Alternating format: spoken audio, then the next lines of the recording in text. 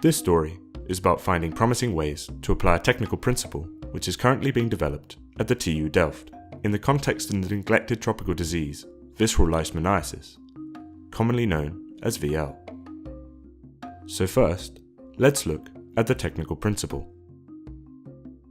When someone is infected with a parasitic disease, such as VL, parasites will be generated in the body.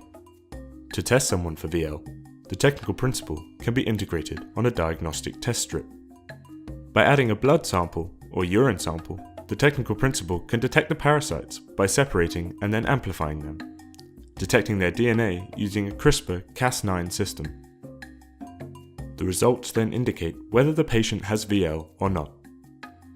Instead of detecting antigens, as most rapid diagnostic tests do, this technical principle is based on DNA detection. This enables reliable test results independent of someone's immune system.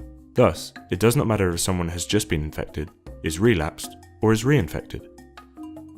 Other advantages of this technical principle are that it is quick and broadly applicable. Therefore, it has great promise to detect not only VL but other infectious diseases in low-resource settings worldwide. Although this sounds promising, it is important to identify where it would be most useful to implement this technical principle. So let's look at the context of VL. Every year, there are between 50,000 and 90,000 new cases of VL, 90% of which occur in the rural areas of India, Sudan, South Sudan, Kenya, Somalia, Ethiopia and Brazil. As this project focuses on VL in East Africa, field research was performed in Kenya and Uganda, where several communities, as well as healthcare facilities, were visited. VL is transmitted to humans by the bite of infected sandflies.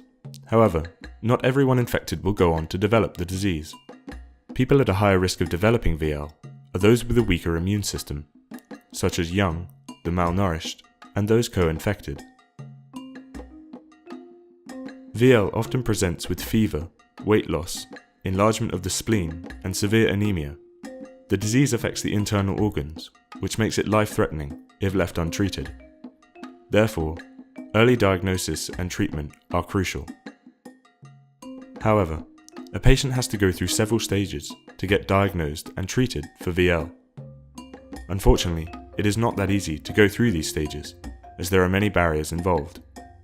Examples include having to travel large distances, the unavailability and unreliability of current diagnostic practices, and the confusion of VL with other diseases, which often results in misdiagnoses. Therefore, almost all patients face an often long and uncertain road to recovery. So, what are the promising ways to implement the technical principle into this context?